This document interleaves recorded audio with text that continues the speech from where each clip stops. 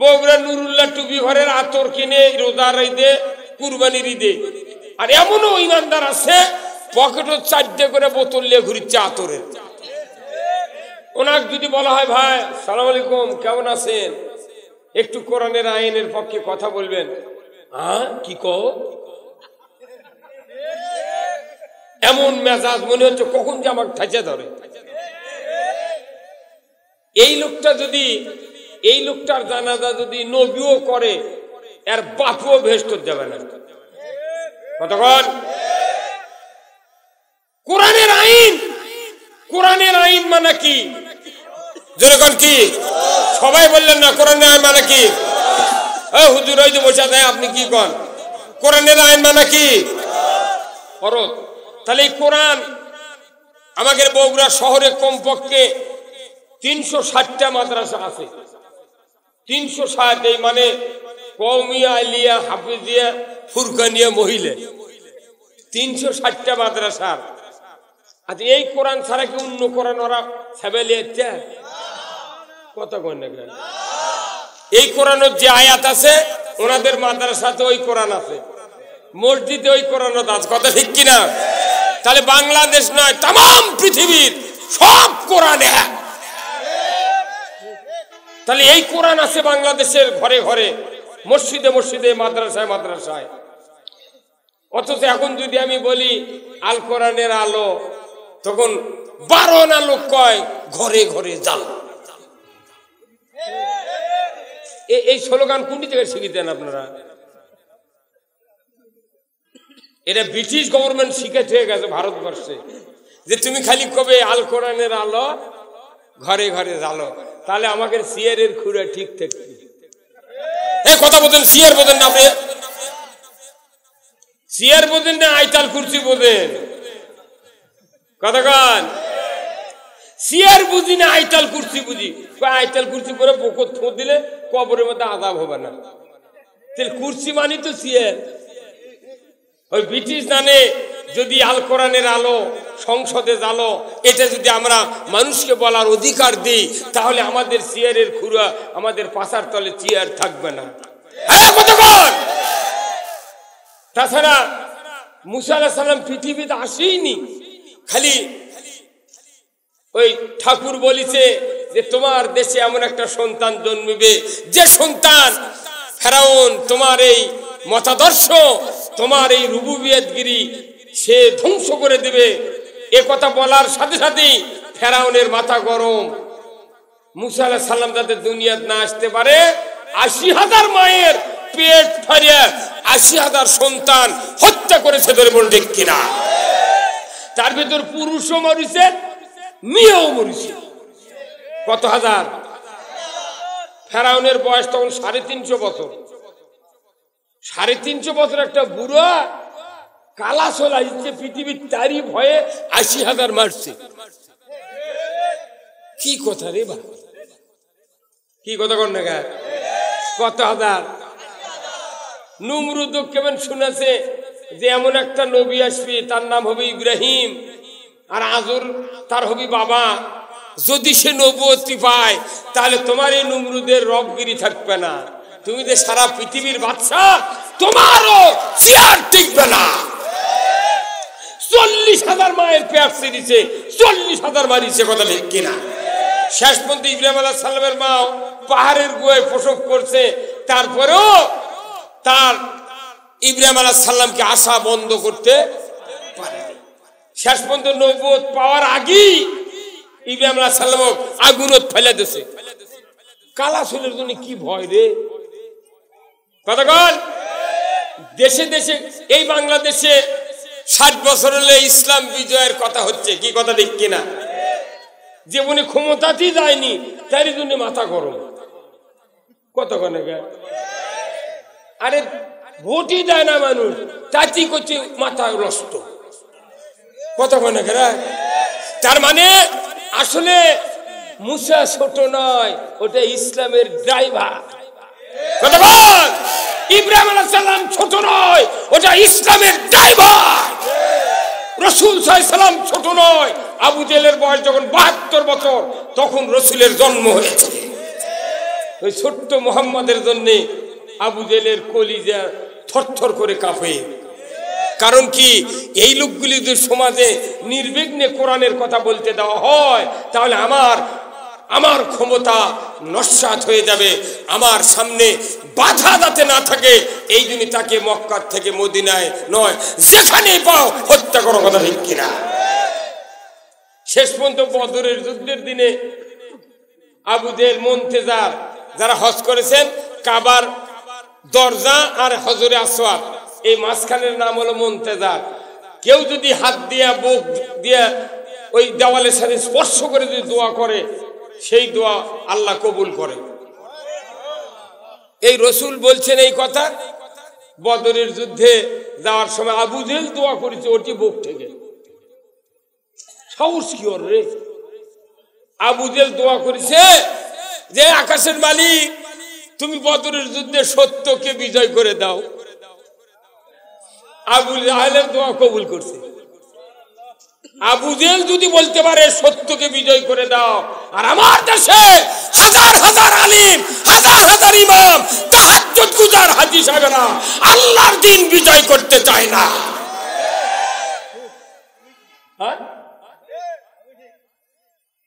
চায় না। যত ইবাদত আছে পৃথিবীতে কোরআন আর হাদিসে, সবচেয়ে মূল্যবান ইবাদত হলো আল্লাহর দ্বীন বিজয় করার কাজ করা। এটা প্রত্যেক ইমানদারের জন্য দরকার। কেন দরকার? ওই বান্দা জান্নাত পেতে গেলে এই কাজ করা দরকার। আমরা ফতুয়া খুঁজি, হাত এইভাবে বান্ধা হবে না, এইভাবে বান্ধো, এই দরুদ নয় সেই দরুদ, এই টুপি নয় সেই টুপি, এই পাগড়ি নয় সেই পাগড়ি, দাঁড়িয়ে থেকে নয় বসে থেকে, বসে থেকে নয় খাড়া থেকে। কত ফতুয়া! ইউটিউব খুললে 2-3 জন আলিম বাংলাদেশের খালি ফতুয়া নিয়ে বসে আছে, মনে হয় ফতুয়ার মুদিখানার দোকান। হ্যাঁ, ওরকম এত প্রশ্ন করে কে আমি বুঝতে পারি না। আমি খুব ভেতরে ঢুকি, কিন্তু কে প্রশ্ন করে কোনোদিন স্লিপ পাইনি।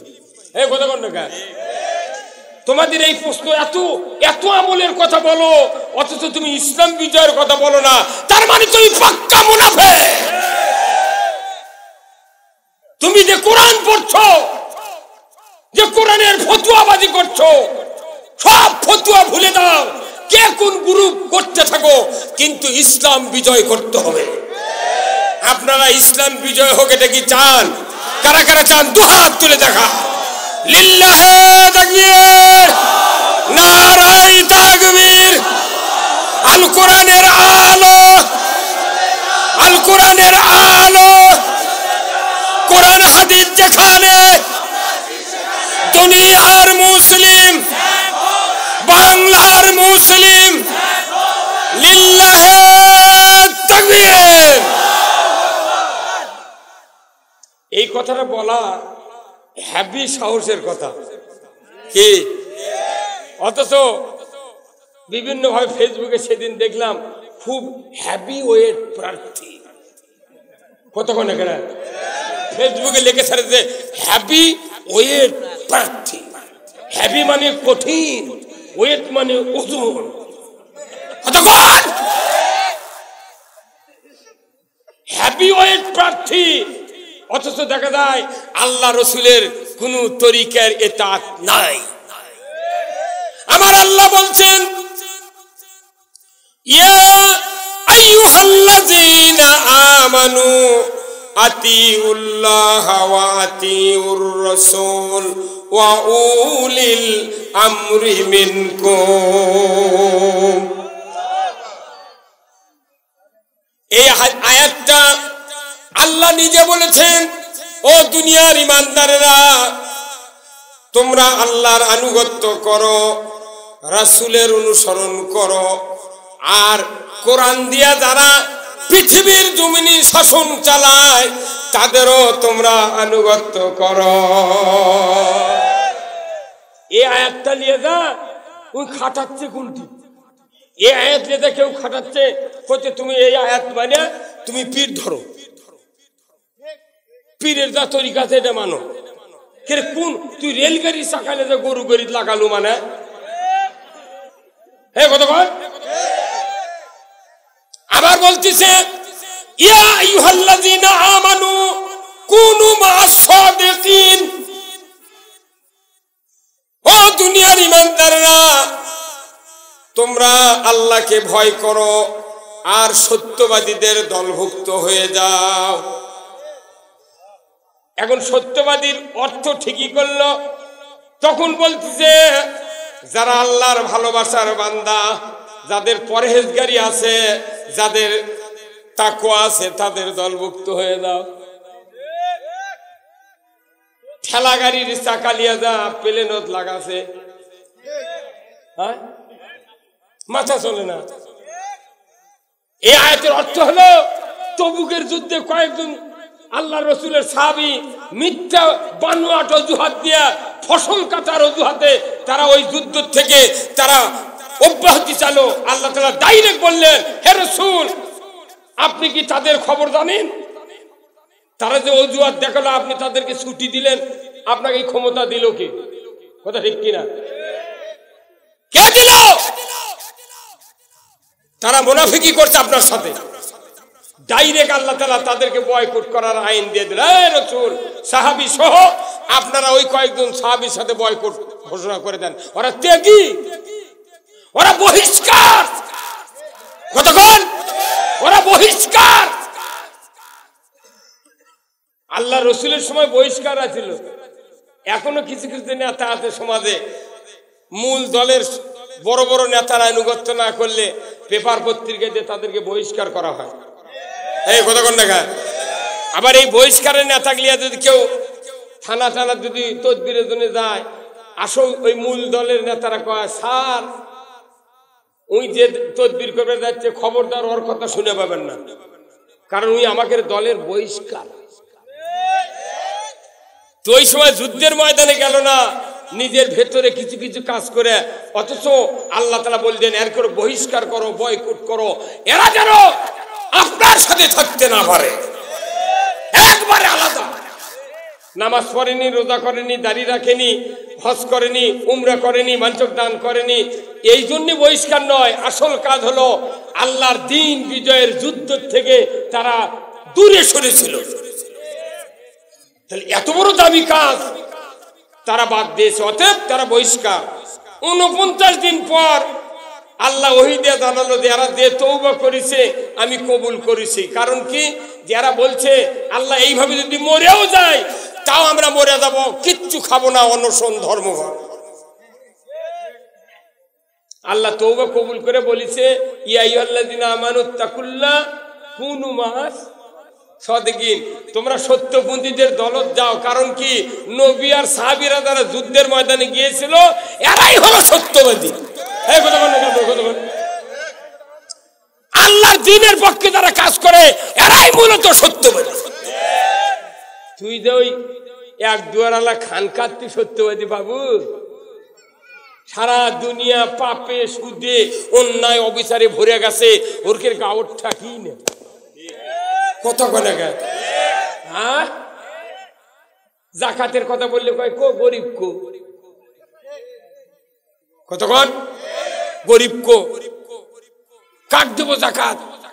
জাকাতের লোক আছে কিনা? তুমি পেঁয়াজের হাটির যাও, রসুন কিনবার যা, দেখো জাকাত কাক কয়। হুজুর কতক্ষণ দেখা। হ্যাঁ, তোমার কাছে বস্তা বস্তা টাকা আছে, সেই জন্য তুমি করছো যে জাকাত দেবো কোথায়? তুমি তো জাকাত খাচ্ছ। জাতির যারা চিন্তা করে না তারা জাতির বন্ধু নয়, জাতির দুশমন। আমার ভাইয়েরা, আজ থেকে ১৫০০ বছর আগে আল্লাহ রাব্বুল আলামিন জমিন থেকে ২৫০০ ফিট উঁচু জাবালে নূর পাহাড়ের গুহার ভেতরে আল্লাহ রসুল ৩৯ বছর ১১ মাস ২৯ দিন সন্ধ্যার পর থেকেই সেজদায় পড়ে গেলেন।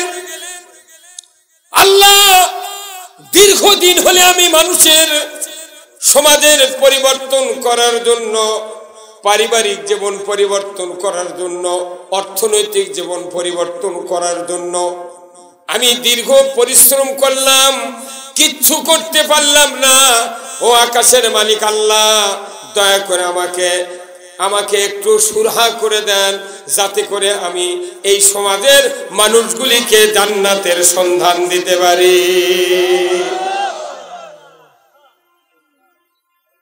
৩৯ বছর 11 মাস 29 দিন পর্যন্ত আল্লাহর নবী চিন্তা করলেন, কিন্তু সুরাহা পেলেন না। রাত 12টা 1 মিনিটে যখন আল্লাহর রসুলের 30 বছর 40 বছর যখন বয়স পূর্তি হলো, তখনই আল্লাহ তাআলা জিবরাইলকে পাঠিয়ে দিয়ে বলে, জিবরাইল যাও আমার হাবিবের কাছে দুনিয়া পরিবর্তনের সুরাহার রাস্তা নিয়ে চলে যাও। 5টা আয়াতের ভিতরে 2টা আয়াত নয়, মাত্র 1টা আয়াত প্রথমেই নাযিল করে দিয়ে আমার রাসূলকে শোনানো হয়ে গেল, ইকরা বিসমি রাব্বিকাল্লাযী খলাক।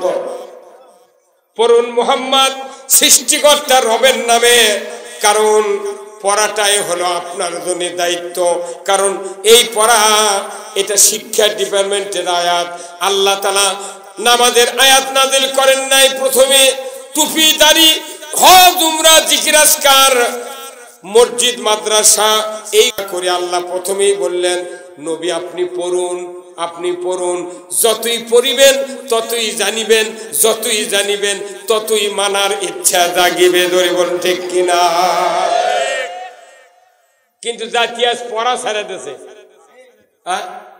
আমার বাংলাদেশে 18 কোটি মানুষ, তার ভিতরে 7.5 কোটি মানুষ 10 থেকে 66 বছর পর্যন্ত মানুষ বাংলাদেশে আছে, তারা জীবনে কোরআন হাত দিয়ে নাড়েনি, ধরিনি। 7.5 কোটি মানুষ কোরআন জীবনে হাতত নেয়নি, পড়া তো দূরের কথা। তার ভিতরে যারা ডাইরেক্ট গাড়ি চালায়, কোচ চালায়, বাস চালায়, ওই হেল্পার কন্ট্রাক্টর জীবনে কোরআন পড়েনি, 3% খালি পড়ে, তাও অর্থ পড়ে না। কি 7.5 কোটি কোরআন ছয়নি। আর যত গাড়ির ড্রাইভার, পিকআপের ড্রাইভার আছে, কারওয়ান বাজারে মুরগি লিয়ে যায়, হানিফ গাড়ি অর্ধেকে ভয় করে, যে জোরে সারিচ্ছে সিপেতে মারে দৌড়।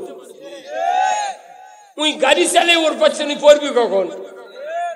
যারা লেবারি কাজ করে, বিল্ডিং তৈরি করছে, রাস্তা তৈরি করছে, যারা খেটে খাওয়া মানুষ, পরের বাড়ির দল ভিত্তিক ভাবে কাজ করে, এরা জীবনে কোরআন পড়ে না।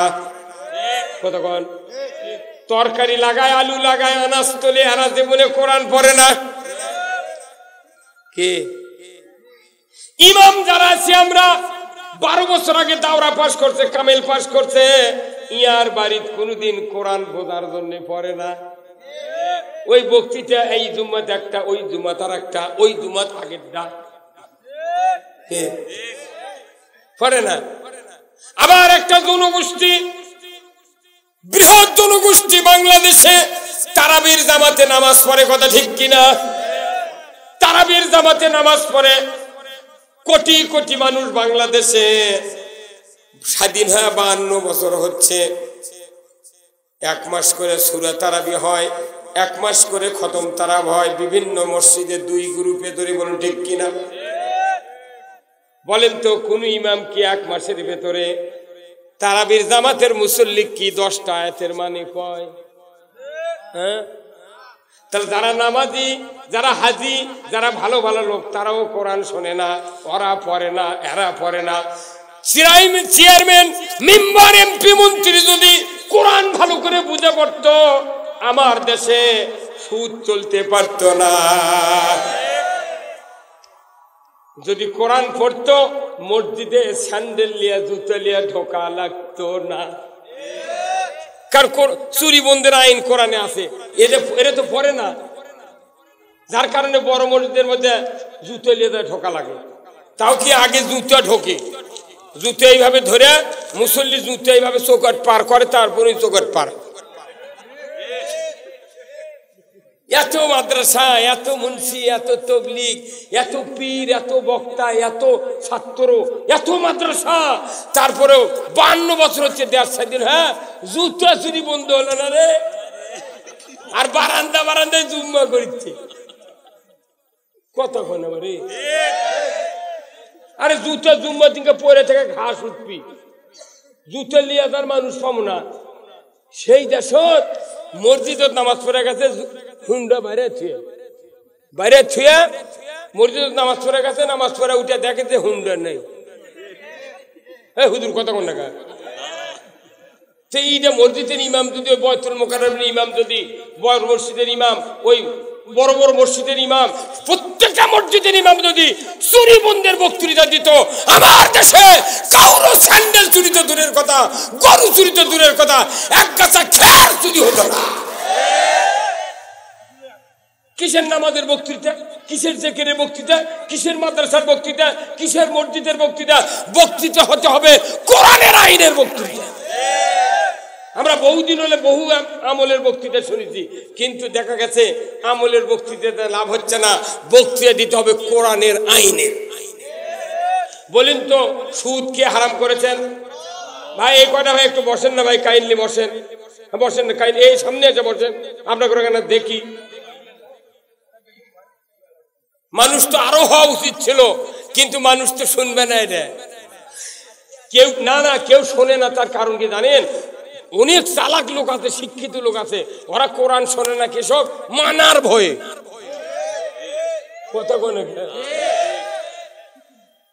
মানার ভয়ে শোনে না। আচ্ছা, যার যখন ডায়াবেটিস হয়নি, ওকে যদি হয় তো 200 করে টাকা দেবো, শীতের মধ্যে সকালবেলা নদাপাড়া থেকে মাটি ডালি বন্ধু তুই 3 পাক দে, তুই দিবি ওই? আপনি কথাই বোঝেননি।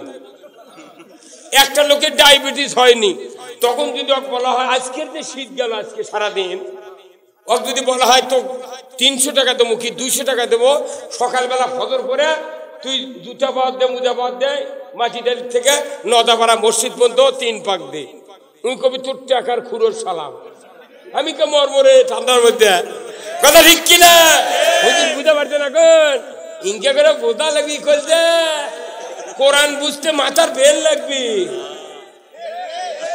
কতক্ষণ আপনি বগুড়ার থেকে 1.5 টনের একটা এসি নিয়ে যা, আপনার 10 ফিট বাই 14 ফিট একটা রুমের মধ্যে সেট করছেন, 15 মিনিট 20 মিনিট আধা ঘন্টা চালালে ওই ঘরের মধ্যে ঠান্ডা হয়, তাও জানলার ছিপি দরজার ছিপি।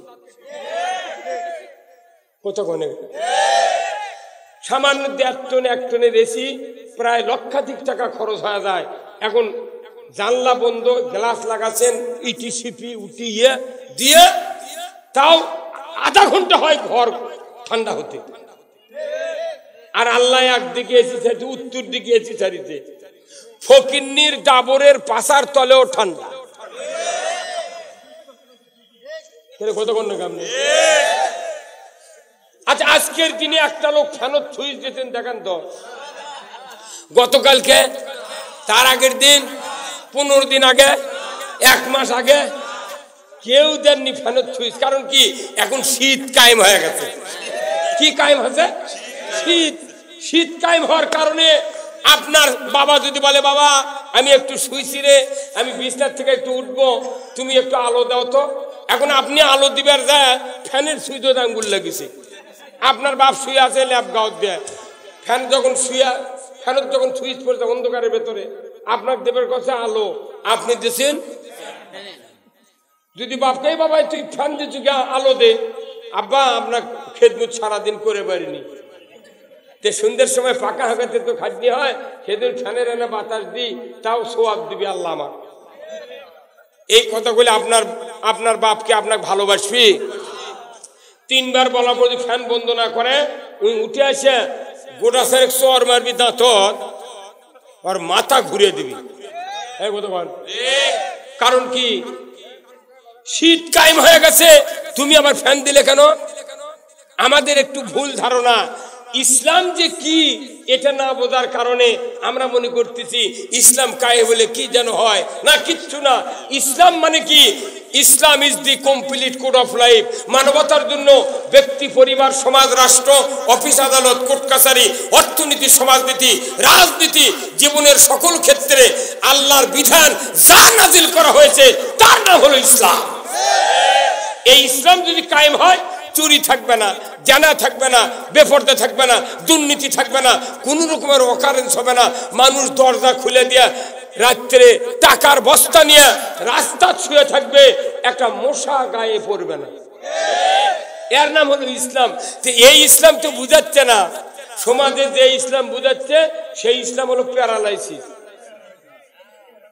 কতক্ষণে যার যার প্যারালাইসিস হচ্ছে, এর হাত, পাও, চোখ, কান সব কোনো ভালো, কিন্তু প্যারালাইসিস হওয়ার কারণে রোগের শক্তি নাই, যার কারণে ওই ভালো মানুষ কতক্ষণ। বাংলাদেশে যে ইসলাম মানিচ্ছে আমরা, এটা প্যারালাইসিস ইসলাম। কতক্ষণ সবল ইসলাম, সবল ইসলাম নবী রেখে গেছেন। আমরা এখন সেই ইসলামকে না মানে প্যারালাইসিস বলে ফেলে দিছি। ঠিকই বেতন নিচ্ছে মাসে 10,000। আমি রিপোর্ট নিত, বগুড়া টাউনে বাহিরে যত ইমাম আছে 10-12 হাজার টাকা করে বেতন পায় মাসে। আমাকে কয়, হুজুর আপনার গই গ্রামে নামাজ পড়েন, এত বেতন কম কে? আমি তুই আরো বেতন বাড়ালে, বেতন বাড়ালে আসল কথা কওয়া যায় না। একই কোরআন পড়ছে মুন্সিরা, মৌলবীরা, ইমামরা, ওই আল্লামাও পড়িছিল একই কোরআন। খালি আনা মশহুর গান কষে, এক কালেমায় রুটি রুজি, এক কালেমায় ফাঁসি।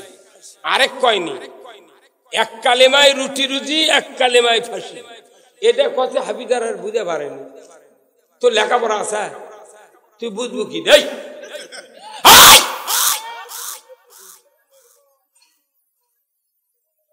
আল্লাহ তাআলা বলছেন, আনাকিমুদ্দিন ওয়ালা তাতাবাররাকু ফিহি। তুমি গ্রুপে গ্রুপে যতই মতপার্থক্য থাক, ইসলাম বিজয়ের ক্ষেত্রে, ইসলাম কায়েমের ক্ষেত্রে কোনো দ্বিমত করা যাবে না। ঈমান আছে, আপনি ইসলাম বিজয় করতে হবে। যার ঈমান নাই, সেই ইসলাম বিজয় করতে পারবে না। কথা বলেন। এখন ঈমান কার আছে? আল্লাহর কোরআনকে বলেন, কোরআন উত্তর সঠিক দিয়ে দিবে। কোরআনের উত্তর হলো 100% সত্য। আমার আল্লাহ কোরআনে বলছেন, ফামাই ইয়াকফুরু বিত-তাগুত ওয়া ইউমিন বিল্লাহ। আগে তাগুতকে অস্বীকার করো, তারপরে ঈমান আনো। আর আমরা করছি কি? তাগুত পকেট, টুপি, পেট, মাথা, চিন্তা সব জায়গাতে রাখিছি তাগুত। আর হজরে আসওয়াদ চুমা দিয়ে এসে করছে, এইবার 6 বার চুমা দিছি রে। উমরাত গেছিল 6 বার চুমা দিছি। তখন আল্লাহ জিবরাইল ডাক দিয়ে কয় দে, ই কয় কি রে? চুমা দেওয়ারই অ্যাডভার্টাইজ যদি করে, কিন্তু উই যে চরিত্রের লোক, উই যদি অর্ধেক কাটিয়ে পাথর গিলে খায়াল হইনি, তাও তো আমি কিছু যেন হইনি। হ্যাঁ, আপনি জানেন আমরা তো ফতুয়া খুঁজি, কোরআনের চেয়ে এত বড় ফতুয়া, সঠিক কথা পৃথিবীতে কোন কিতাবে পাবেন না। আল্লাহ রসুলের সাহাবী হযরত হানজালা উহুদের যুদ্ধে ফরজ গোসল করতে গেছে। তখনই ঢান্ডারা কুতিলা মুহাম্মদ কিয়াসরে মদিনার ঘরে বাইরে, ইসলাম পরাজিতর পথে, রসুল শহীদের পথে। কিয়াসো তরবারি নিয়ে বদরের উহুদের প্রান্তরে যাবে, বেরিয়ে পড়ো। ঢান্ডারা শোনার সাথে সাথেই হযরতে হানজালা বললেন, প্রাণের স্ত্রী, যুদ্ধের পোশাক দাও, তরবারি দাও, আমি যুদ্ধে যাব। ওনার স্ত্রী বললেন যে না, আপনার উপর গোসল ফরজ, আপনি গোসল করেন, ফজরের নামাজ পড়েন, আপনার পোশাক দেব, তরবারি দেব, যুদ্ধে যাবেন, একবারও আমি বিরক্তি করবো না। ধরে কর আল্লাহ। তখন কি হযরত হানজালার কাছে কোনো মুফতি আছিল? ভাই, কোনো মুফতি আছিল? যে তার থেকে শুনবো বড় সাহাবী আছে, হুজুর ফোন করলো কি না, যাক হুজুর আমি তো গোসলই করিনি, নামাজই পড়িনি, যুদ্ধের যাওয়া যাবি?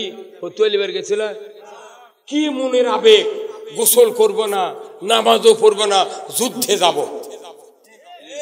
এই সাহাবী চতুর্থ আসমানে হাউদে কাউসারের পানি দিয়ে রহমতের ফেরেশতা গোসল করাতেছে। এই কথা হুজুর কথা বল না,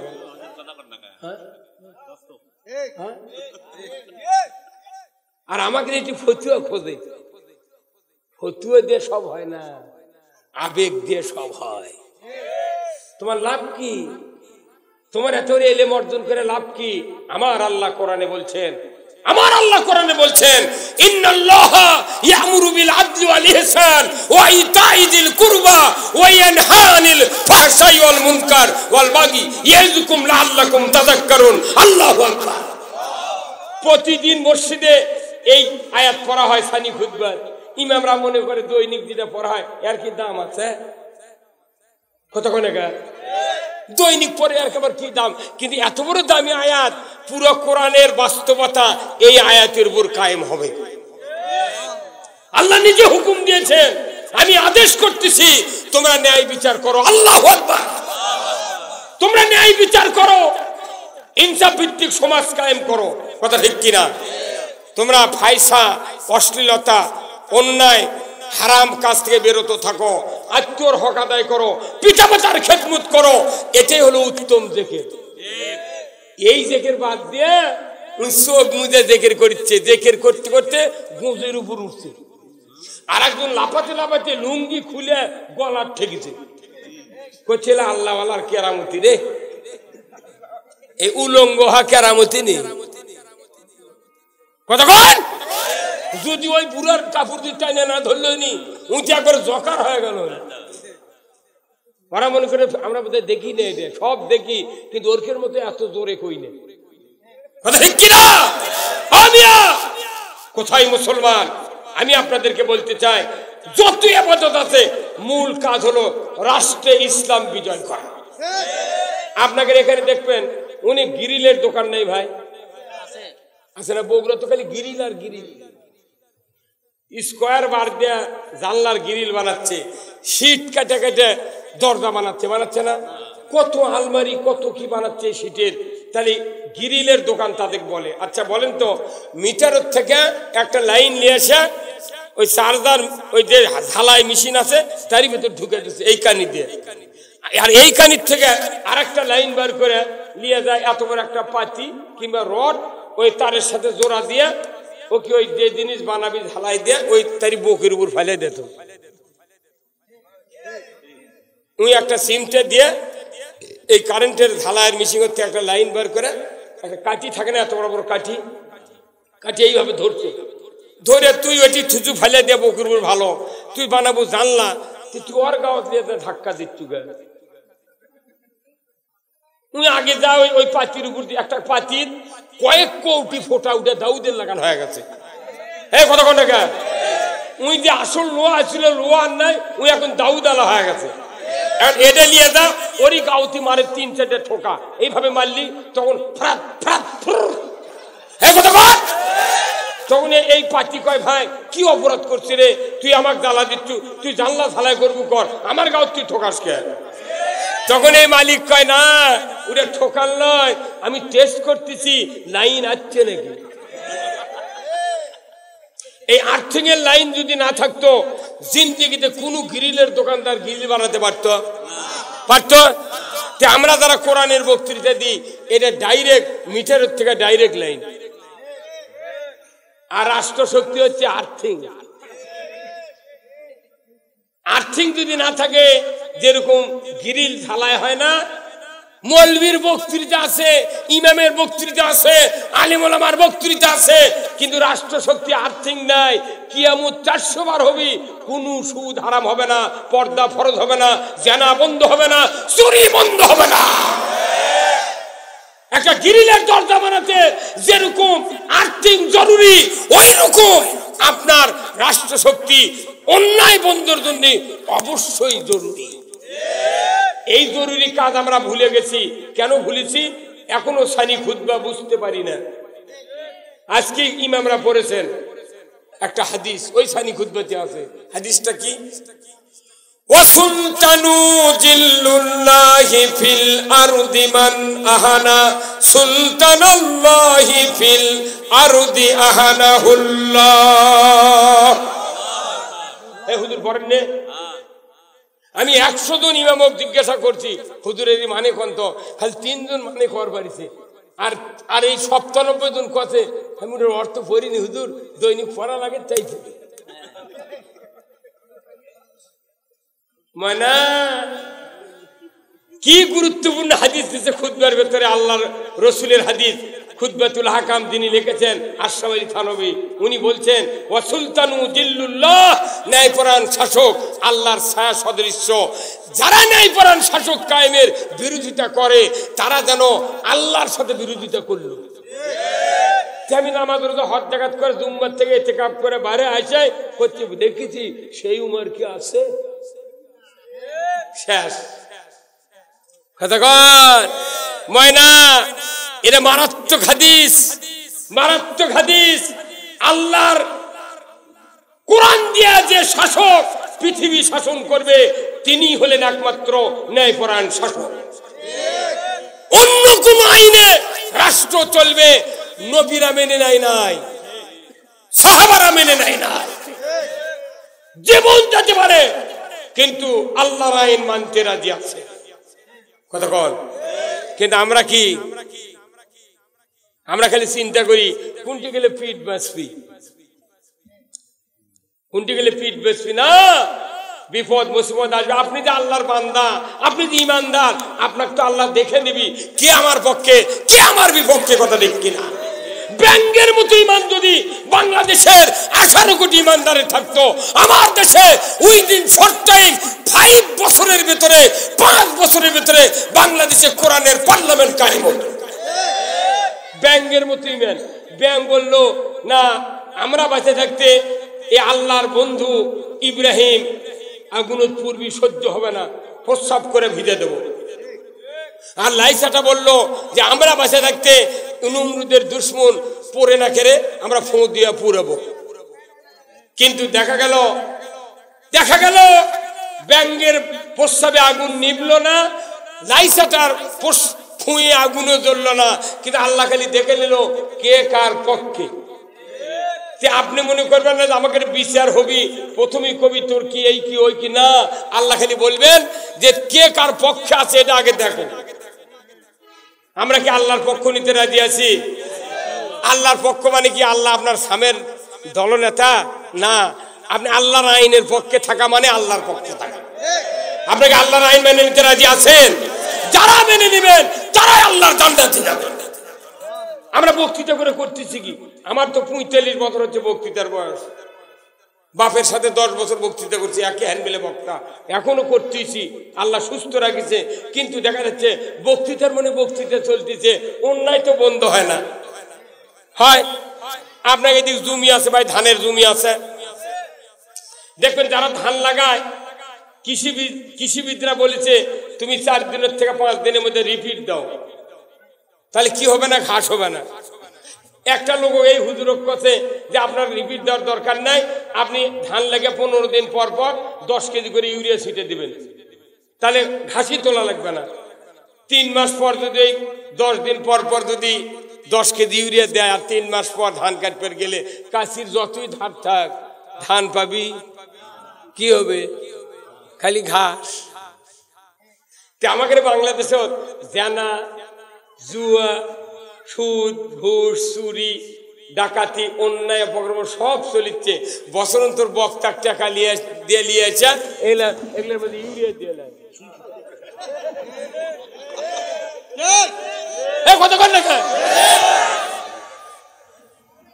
খালি ঘাসের মধ্যে ইউরিয়া দিলে দেখা কাটার সময় ধান পাওয়া যায় না, এগুলোর মধ্যে বক্তৃতা দিলে মরার আগ দিয়ে ইমান পাওয়া যায় না। আল্লাহ সুদ হারাম করেছেন না হালাল? সেই সুদ বাংলাদেশে চলে কি চলে না? কয় শাক ভাত খাবো না, গোস্ত খা স্বামীর কথা শুনবো না, ভাঙ্গা করে থাকবো না, ঝড় বাদল মানবো না, কিস্তি দেওয়া বন্ধ করবো না, যায় আন থাকিতে সাহেবের ডিউটি কোনোদিন অমান্য করবো না। একটা মরদ মানুষ কিস্তি দেয় না, খালি কয় তোর বউ পেটে দে, কারো বউ টাকা বাকি থয়নি রে। কি করতে রে হুজুর? এই নামের দায়িত্ব, প্রত্যেক মসজিদের খতিবের দায়িত্ব। আমার মসজিদে যারা মুসল্লি কার কার সুদের সাথে লেনদেন আছে তারা একটু দাঁড়ান, দাঁড়ান। এই ইমাম যদি বলতে পারতো তাহলে ওই মসজিদে অনেক সুদ কমে যেত। আপনার কোটি কোটি টাকা ব্যাংকত পৌঁছচ্ছে, আপনি আবার 50 লক্ষ টাকার সিসি লোন করে আবার হার্ডওয়ার্সের দোকান করবেন, এত টাকা আপনি কি করবেন? একজন রাস্তার রিক্সাওয়ালা, একজন ভ্যানওয়ালা, একজন গরিব মানুষ, তাই দিন অন্তর রাজা বাজারত যা 1 কেজি ইসের মাছ কিনে বাড়িচ্ছে না, তার চিন্তা করছেন না। আপনি টাকা টাকা টাকা, কিয়ামতের দিনে সিসি লোনের পার্টি দ্বারা এরকম হাসনের ময়দানে ওই ডান কানিত খাড়া করে থবি। সাধারণ মানুষ যখন বেহেশত যাবি, ওরকম কবি কে ভাই তোরা না কোটি বইতে তুলি বান্ধা তোর তোর করো, কোথায় আমাকে বিচার বলে পরে হবি। তখন ফেরেস্তা কবি যে ফেরেস্তা এরকম বান্ধা তো গা করছে, এরকম আল্লাহ সিসি লোন পাস করবি। এমনি তো সুদ হারাম হারাম, সিসি লোন তো হারাম হারাম, তার উপর আবার 50,000 টাকা ঘুষ দিতে ম্যানেজারও দিয়ে উনি আবার 50 লাখ টাকা পাস করছে। তার মানে কি? চোরের উপর আবার বাটপারি। কোথায় মুসলমান? কোথায় মুসলমান? আমার বাংলাদেশে এমন কোন পীর নাই, এমন কোন আলেম নাই, এমন কোন বক্তা নাই, এমন কোন হাজি নাই, এমন কোন তাহাজ্জুদ গুজার নাই যে সুদের সাথে জড়িত নাই। সুদ যদি দেশে চলে আপনি কি দিয়ে জান্নাতে যাবেন? যারা সুদ খায়, সুদ দেয়, তাদের ঈমান নেই। ডাইরেক্ট আল্লাহ বলছেন ইয়া আইয়ুহাল্লাযিনা আমানু লা তাকুলুর রিবা, ঈমানদাররা সুদ খায় না। আল্লাহ নট বলেন নাই যে ইয়া আইয়ুহান নাস লা তাকুলুর রিবা, মানুষ সকল সুদ খায় না। আল্লাহ নিজে বলেছেন ঈমানদাররা সুদ খায় না। তার মানে কি? ঈমানদার যদি সুদ খায় ঈমান থাকে না। আল্লাহ অনেক কথা বলেছেন খালি ঈমানদারের পক্ষে। কি কথা? 1 নম্বর কথা বলছেন ইয়া আইয়ুহাল্লাযিনা আমানু কুতিবা আলাইকুমুস সিয়াম, ঈমানদারের উপর রোজা ফরজ। কথা ঠিক কিনা? আল্লাহ বলছেন ইয়া আইয়ুহাল্লাযিনা আমানু দুখুলু ফিস সিলমি কাফা, এ দুনিয়ার ঈমানদাররা ইসলামের ভিতর পরিপূর্ণ ঢোকো। জোরে কোন আল্লাহু আকবার। ইয়া আইয়ুহাল্লাযিনা আমানু কুতিবা আলাইকুমুল কিসাসু ফিল কতলা, ঈমানদাররা কোরআন ভিত্তিক আদালত ব্যবস্থা কায়েম করা তোমাদের উপর ফরজ করা হয়েছে। আল্লাহু আকবার। এইগুলি ঈমানদারের উপর কথা। ঈমানদার নিষেধ করছে তোমরা সুদ খাইও না। আমার দেশে সুদের অর্থনীতির কারণে কোনো মানুষ আমরা বাঁচতে পারছি না। যারা গরিব মানুষ তারা তো অভাবে সুদ নিচ্ছে, তাদের কোনো দোষ নাই। দোষ হলো রাষ্ট্র শক্তি আর হলো ধনী মানুষের। তাহলে গরিব মানুষের ওরা সুদ কিস্তি নিয়ে স্যার, আমি বক্তা, আমার এই গেল মাসে পল্লী বিদ্যুতের বিল বাকি পড়ছে। আমার ওয়াইফ বলেছে আপনি দিলেন না বিল, তাহলে তো ফাইন দেওয়া লাগবে। ইংরেজি হলো ফাইন, বাংলা হলো সুদ। আমারও সুদ। গতকালকে এক সভা, এই আপনার নসিদপুর চেয়ারম্যান, নসিদপুরের চেয়ারম্যান বলছে ভাই আপনি কি 2-1 মাসের বিল বাকি পড়ছে? বলছে ভাই 1 মাসের এবারই পড়ছে, হাজিরও বিল বাকি পড়ে, তাহলে তাইও সুদ দিল। আমি জমি আছে 40 বিঘা, আমি ধান বেচবো আর বিল দেবো, আমার কিছু নাই। কিন্তু আল্লাহ কইতে পাগল তুই যে খাজনা দিচ্ছ বাকি বলে উঠে সুদ দেওয়া লাগে। কত কোন বারে? হ্যাঁ, তাহলে কে কে সুদের থেকে বাঁচিচ্ছে? কে বাঁচিচ্ছে? সুদের মতো জঘন্য অপরাধ কোরআন শরীফের ভেতরে কোথাও নাই। আল্লাহ রসুল বলছেন সুদ খায়, সুদ দেয়, এদের 70টা অপরাধ। 1 নম্বর হলো আল্লাহর সাথে রসুলের সাথে যুদ্ধ ঘটনা। 70 নম্বর অপরাধ হলো নিজের মাও বিয়ে করা। নাউযুবিল্লাহ। পরে কি সুদ হারামের কথা উম্মত কোয়া লাগবে? কথা ঠিক কিনা বলুন তো? একটা মূর্খ মানুষ যদি ওযু করে মসজিদে ঢোকার সময় সাফিরা জুতা নিচ্ছে, এমন সময় পেছন দিয়ে বাইবার আছে, একটা মূর্খ মানুষ, শব্দ হয়নি, গন্ধও হয়নি, তাও এই লোকটা আবার জুতা পাও দিয়ে আবার অজুখানাত গেছে। যার কাছে বসে আসছিল অজু করতে, তাই করছে কে ভাই এক্ষুনি অজু করে গেলে আবার এলে কে? তখন ওই করতে সমস্যা। একটা মূর্খ মানুষেরও ভয় আছে যে অজু চলে গেছে, নামাজ হবে না। কথা কনে রে। আর 10 বার হজ করছে, 12 বার এতেকাফ করছে, 14 বছরের বক্তৃতা করছে, ওর পল্লী বিদ্যুতের বিল বাকি পড়ছে, ওর সুদের কিস্তি লাগিচ্ছে, লোন লাগিচ্ছে, সিসি লাগিচ্ছে, ওর এনাও কোনো মাথায় ঘোরে না। আর মূর্খ মানুষ করছে আমি বাই সারছি, অজু না করলে উম্মতি যাবো না, উনি আবার ধান দিলে অজু খানার গেছে।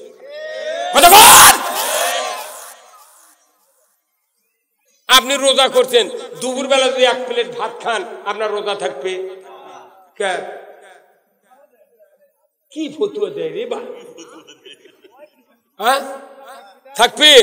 আমি নামাজ শুরু করছি, নামাজের সূরা ফাতিহা পড়া হয়ে গেছে মাগরিবের সময়, কেবল আউযুবিল্লাহ বিসমিল্লাহ পরে আমি আরেকটা কেরাত শুরু করব।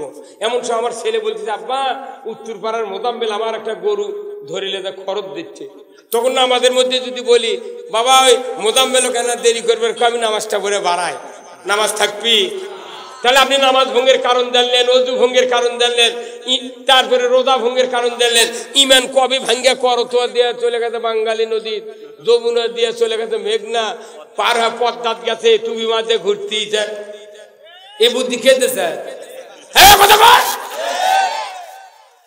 আল্লাহ নিজে হারাম করেছেন যে সুদ, এই সুদ যদি সমাজে চলে আপনি কোন বিশ্বাসে বলতে পারবেন যে আমার ইমান আছে? কথা বল। কে বলতে পারে আহাল্লাল বাইয়া হারামার রিবা কোরআনে আছে? কোন মুলবি না জানে?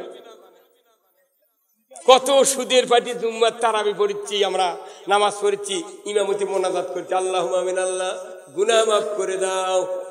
যত সিসি পার্টি সুদের পার্টি পেছনে দাঁড়িয়ে আছে, ইমামের বসে আছে, ওরা মোট আমিন করছে।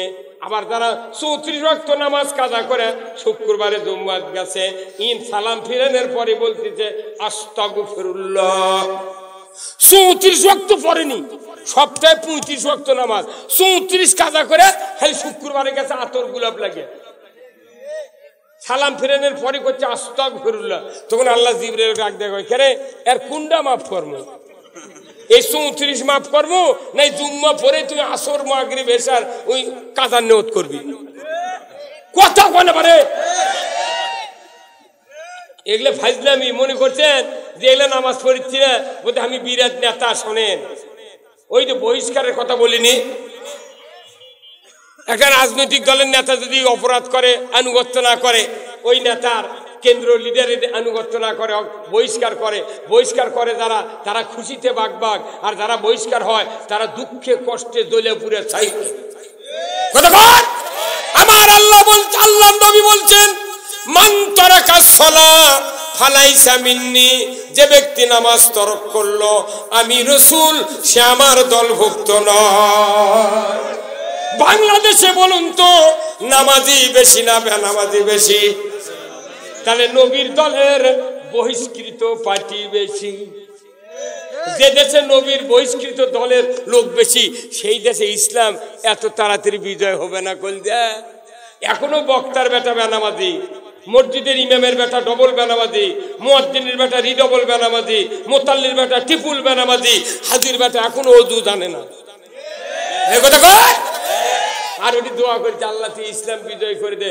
আল্লাহ খুব ঠেকা পড়ছে না? যেটি মোট নেতা বহিষ্কার সেটি বলে ইসলাম বিজয় হবে। যাই নামাজ কাজা করবে তাই নবীর দলের বহিষ্কারের নেতা। এই কথা কোন নেতা? সারা জীবন নামাজ পড়ছে না, উই করছে আমি আল্লাহ রসুলের। উই যদি 4 লাখ টাকার কুরবানি দেয় 100% লিখে দেবো ওর কুরবানি কবুল হবে না, হবে না, হবে না। কি কুল কুল ইন্না সালাতি ওয়া নুসুকি ওয়া মাহিয়ায়া ওয়া মামাতি লিল্লাহি রাব্বিল আলামিন।